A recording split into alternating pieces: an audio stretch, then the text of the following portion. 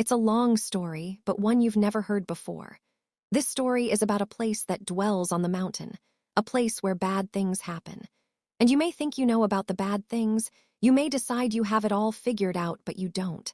Because the truth is worse than monsters or men. At first, I was upset when they told me we were moving to some little town out in the Ozarks.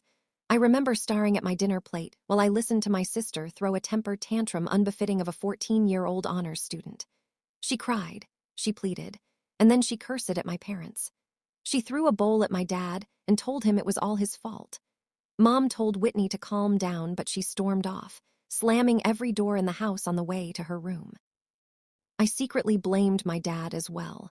I'd heard the whispers too. My dad had done something wrong, something bad, and the sheriff's department had reassigned him to some little out-of-the-way county to save face.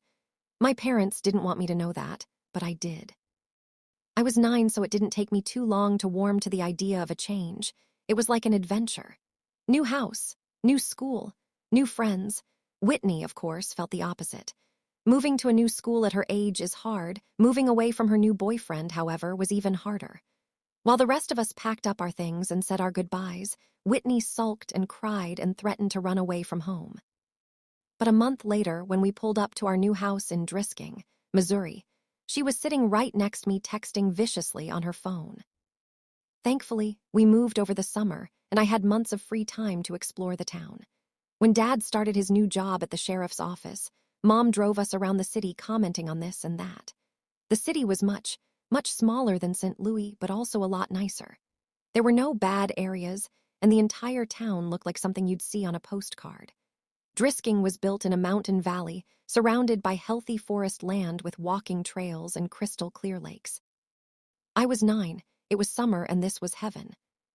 We'd only been living in Drisking a week or so when our next-door neighbors came to introduce themselves. Mr. and Mrs. Landy and their 10-year-old son Kyle. While our parents talked and drank mimosas, I watched the Landys' lanky, red-headed son hung out in the doorway, shyly eyeing the PS2 in the living room. Do you play?" I asked. He shrugged. Not really. Do you wanna? I just got Tekken 4.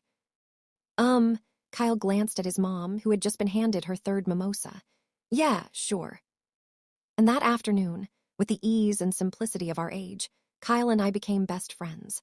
We spent the cool summer mornings outside exploring the Ozarks and the hot afternoons in my living room playing the PS2. He introduced me to the only other kid in the neighborhood our age, a skinny, quiet girl named Kimber DeStero. She was shy, but friendly and always up for anything.